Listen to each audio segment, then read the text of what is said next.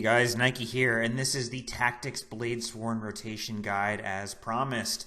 This rotation has a well-deserved reputation as being challenging to play, but also having great DPS, which is what makes the juice worth the squeeze. At first glance, the rotation is really complex and tough to learn, but there are a couple of patterns you'll start to see after you've practiced for a bit. This will really lend to giving you muscle memory and will make the rotation much easier to learn than you expected. In the video, I'm just showing you guys the opener. This is what I recommend starting with because it teaches you all the different patterns you need to know to put together the full rotation. So with that said, let's do a step-by-step rotation breakdown and then we can discuss the patterns. Okay, so we start by precasting some of our gunblade skills. It's not super necessary to do this to get the ammo stacks up, but it is vital that you precast before the raid boss your heal skill, your flow stabilizer, your tactical reload, and your cartridges, because those are going to help you with your opening burst. Our rotation is going to start with Pistol 5, Pistol 4, Axe 2, and then a Dragon Slash. Immediately after the Dragon Slash, we're going to use Dragon Spike Mine, start our Dragon Slash again, teleport back in, and then slash again. We're going to be in a short cooldown window, so we use one gunblade skill, cast our cartridges, and go back to Axe, Axe 5, Axe 2, Axe 3, and then a full chain before we restart Dragon Trigger. We cast our Dragon Trigger, and now we're going to be in a long cooldown chain. We use Gunblade 2, and then spam our Gunblade 3, and then Gunblade 4, and then just some autos until Cartridges is off cooldown. Cast Cartridges and Tactical Reload. Go back to Axe, Axe 5, Axe 4, and then we will channel Dragon Slash. And our mine will be up again. We'll use the mine again. We'll get in, and we are going to slash. And that is all the different parts of the loop that you need to know to get going through the rotation. Once you can do that, you're good. Okay, so let's get into a little more depth and kind of explain the logic here. So there's two keys to repeatability, and that's when you finish your Dragon Slash, you will notice that there are three modes available. Short cooldown weapon swap, long cooldown weapon swap, or Dragon Spike Mine.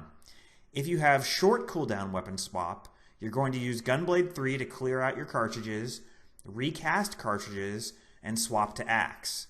If you have a long cooldown swap, you will use Gunblade 2, then spam Gunblade 3 until empty, and then maybe Gunblade 4, and then auto attack on Gunblade until your cartridges is off cooldown. Then you will cast cartridges, cast tactical reload, and swap to Axe. If Dragon Spike Mine is off cooldown, when you Dragon Slash, you will use Dragon Spike Mine, and then immediately slash again. Easy enough.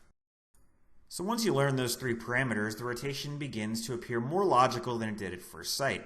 So what about the Axe part of the rotation? Generally, there are two options for the Axe, long slash cooldown or short slash cooldown. If you have the long slash cooldown, you'll use Axe 2, then Pistol 5, Pistol 4, depending on how many ammo stacks you have, you can change the order, and then finally an auto attack chain. If you have extra time and need a filler, use Axe 3, and then you'll go into slash. For a short Axe cooldown, you'll use Pistol 5 and Pistol 4 and then immediately slash. If you need a filler, use Axe 2. If the target is below 25%, use Axe 3 instead as a filler. This is a marginal gain, but it is worth doing for sure. Once you've mastered the gunblade patterns and the axe patterns, you do have all the tools at your disposal needed to play the build and loop the rotation indefinitely. Congrats!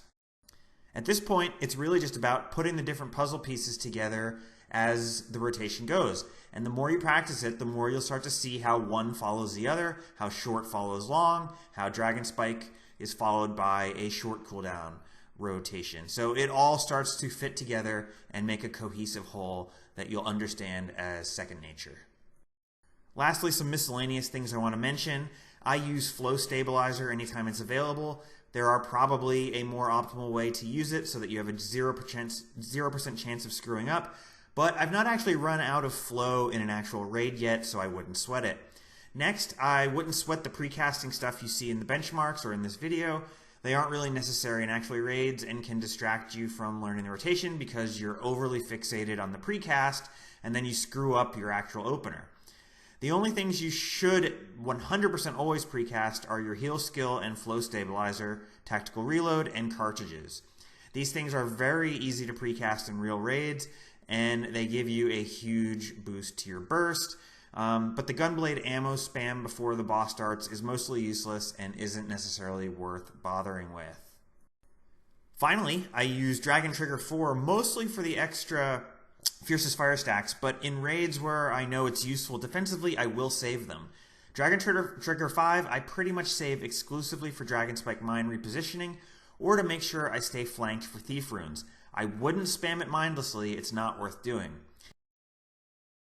If you have any extra questions about the rotation, please ask, and I will answer for you in depth if needed. Thank you for watching, leave any comments you have below. I'd like to hear what you have to say.